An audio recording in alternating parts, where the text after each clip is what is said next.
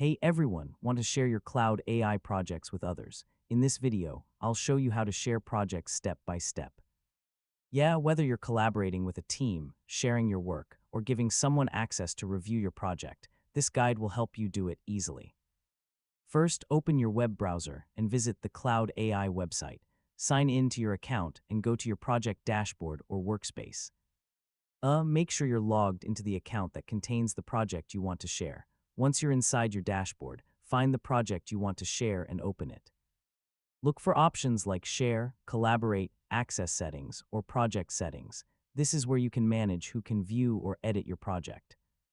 Next, click the Share option to open the sharing settings. Depending on the platform, you may be able to enter someone's email address or create a shareable link. Choose the option that works best for your situation. After adding the people you want to share with, select their permission level. For example, you may allow them to view the project only or give them editing access.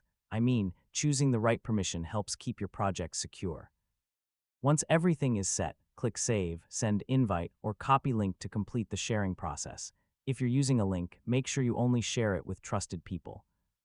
After sharing the project, you can return to the access settings anytime to update permissions, remove users, or stop sharing completely.